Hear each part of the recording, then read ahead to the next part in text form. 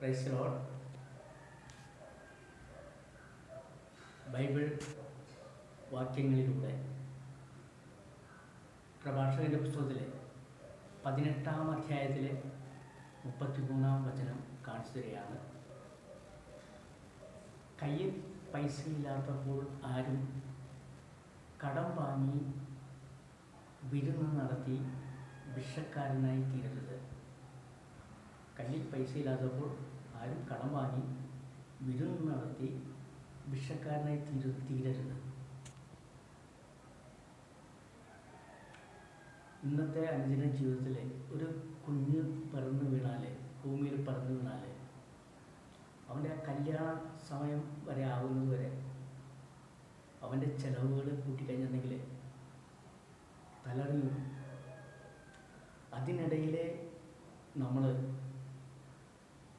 കുറേ ഫങ്ഷനുകൾ വേറെ വെക്കും. ബർത്ത്ഡേകൾ, 1-ാം ബർത്ത്ഡേ, 2-ാം ബർത്ത്ഡേ, അതും കല്യാണ പാർട്ടി പോലെ നടത്താറുണ്ട്. അനാവശ്യ ചിലവുകളൊക്കെ നമ്മൾ കുറേ ചുരുക്കിയ മതിയാവും. ഇതിൻ്റെ കാലത്ത് കോമ്പറ്റീഷനാണുണ്ട്. അപ്പുറത്തെ വീട്ടിൽ അങ്ങനെ ചെയ്യുന്ന കരുതി നമ്മൾ വേണ്ട. നമ്മുടെ കയ്യിൽ എന്തുണ്ടോ അത് വെച്ചിട്ട് നമ്മൾ ചെയ്യുക. നമ്മൾ സഭ തീരുമാനിച്ച ഫങ്ഷനുകളുണ്ട്. മാമോദീസ, കുർബാനയ്ക്കുള്ള പാട്ട്, അതൊക്കെ നമ്മൾ നടത്തുക. ബർത്ത്ഡേ പാർട്ടിയൊക്കെ നമ്മൾ ഹാപ്പി ബർത്ത്ഡേ മെസ്സേജ് അയക്കുക, ചെറിയ കേക്ക് വെച്ചിട്ട് വീട്ടിലെല്ലാവരും ഇത്ര മതി. അതായത് നമ്മൾ ഭയങ്കരമായിട്ട് ആഘോഷിക്കാതെ കയ്യിൽ പൈസ തീർക്കരുത്. കൂടാതെ കല്യാണം എന്ന് പറയുന്നത് പുരുഷന് സ്ത്രീയും സ്ത്രീക്ക് പുരുഷനും, അതാണ് ഏറ്റവും വലിയ സമ്പത്ത്. അത് കഴിഞ്ഞാൽ മറ്റെന്തുള്ളൂ. ഭാര്യയ്ക്ക് ഭർത്താവും, ഭർത്താവിന് ഭാര്യയും ഏറ്റവും വലിയ സമ്പത്താണ്. ഒരു പവൻ്റെ താലിയിൽ ചരടിട്ട് കെട്ടിയാലും നമ്മൾ സ്വീകരിക്കാം. കുറച്ച് ആളുകൾ വെച്ചിട്ട് ഒരു 10, 25, 50 വരെ അല്ലെങ്കിൽ 100 വരെ മതി. നമ്മുടെ കയ്യിൽ പൈസ ഇല്ലെങ്കിൽ വലിയ ഹാളും കടം മേടിച്ചിട്ട് വലിയ ഹാളിലും ആഡംബരമായിട്ടുള്ള ഫുഡും കൊടുത്തിട്ട് നമ്മൾ അത് നടത്തി അതിന് ശേഷം നമ്മൾ ബാധ്യത ഏറെ ലോണെടുത്ത് നമ്മൾ ഈ പരിപാടികളൊക്കെ ചെയ്യും. കല്യാണം കഴിഞ്ഞതിന് ശേഷം ആ കടം വീട്ടാൻ വേണ്ടിയിട്ട് നമ്മൾ ചിലപ്പോൾ പിന്നെയും കടം മേടിക്കേണ്ടി വരും. പിന്നെ ഉള്ള സ്വർണം ചിലപ്പോൾ ഇത്തിരി കൂടുതൽ സ്വർണം പെണ്ണിൻ്റെ കയ്യിൽ എന്തെങ്കിലും ഉണ്ടെങ്കിൽ അതുവരെ നമ്മൾ എടുത്തിട്ട് ചിലപ്പം കടം വീട്ടാൻ ഓടി നടക്കേണ്ടി വരും.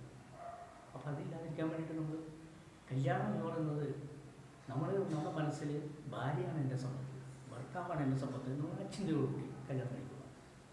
ഒരു പ്രശ്നം ഉണ്ടാവില്ല. ഇത് ധനവാന്മാർ കല്യാണം ഭയങ്കര ആർഭാടമായിട്ട് നടത്താറുണ്ട്. പക്ഷേ അതനുസരിച്ച് അവർ നന്മ ചെയ്യുന്നുണ്ട്. അവർ കല്യാണം അവരുടെ കയ്യിലുള്ള ഫണ്ട് വെച്ചിട്ട് അവർക്ക് ഭയങ്കരമായിട്ട് വലിയ രീതിയിൽ ചെയ്യാം. പക്ഷെ അവർ കുറച്ച് ചുരുക്കിയിട്ട് ഒരു 50 പേരുടെ നിർധനരായ യുവാക്കളുടെ കല്യാണം നടത്തി കൊടുക്കാറുണ്ട്. അതുപോലെ തന്നെ ഭവനമില്ലാത്തവർക്ക് വീട് വെച്ചു കൊടുക്കും. അങ്ങനെ സമ്പന്നത ചെയ്യുന്നുണ്ട്. അത് ഏറ്റവും അവരെ ജീവഗ്രന്ഥത്തിൽ പേരെഴുതപ്പെട്ടു കഴിഞ്ഞു. അവരെ ജീവിച്ചിരിക്കുക തന്നെ. അവരെ ചിലവ് ചുരുക്കിയിട്ട് അവരുടെ കയ്യിലുള്ള പൈസ കൊണ്ടിട്ട് ആർഭാടമായിട്ട് നടത്താനിരുന്ന ഫണ്ട് കൊണ്ടിട്ട് അവർ നിർധനരായവർക്ക് കല്യാണം കഴിപ്പിച്ചു കൊടുക്കും, വീടും വെച്ചു കൊടുക്കും. അതായത് വീടില്ലാത്തവർ, ഭവനില്ലാത്തവർ. അത് ഒന്നിനൊന്നും കുഴപ്പമില്ല. 10, 15, 50 പേരുടെ കയ്യിൽ അങ്ങനെ നമ്മൾ പേപ്പറിൽ വായിച്ചിട്ടില്ല.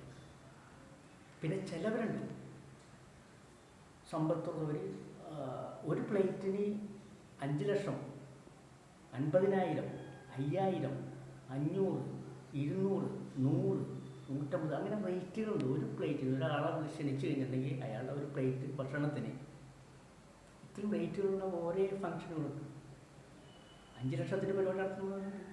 പക്ഷെ അവരനുസരിച്ച് നന്മകൾ ചെയ്യുന്നുണ്ടാവും, നമ്മളറിയില്ല. പക്ഷെ നമ്മളുടെ കയ്യിലുള്ള പൈസ വെച്ചിട്ട് എത്ര ഒതുങ്ങാൻ പറ്റുമോ അത്ര ഒതുങ്ങുക. നാളെക്കുറിച്ച് നമ്മൾ വ്യാകുലപ്പെട്ട് ഓടി നടക്കേണ്ട ആവശ്യമില്ല.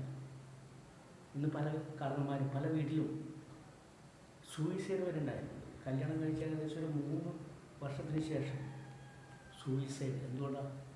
അപ്പം എൻ്റെ സ്വന്തം വീട് അവിടെ സ്വസ്ഥതയില്ല, കട അടക്കണം, സൊസൈറ്റിയിൽ നിന്ന് പേപ്പർ വന്നു.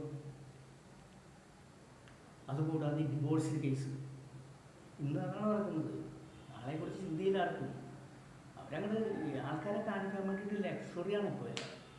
അത് നമ്മൾ സ്വസ്ഥമായിട്ടുള്ള ജീവിത രീതി നയിച്ചു മുന്നോട്ട് പോവുക, നമ്മുടെ ജീവിതം വിജയിക്കും.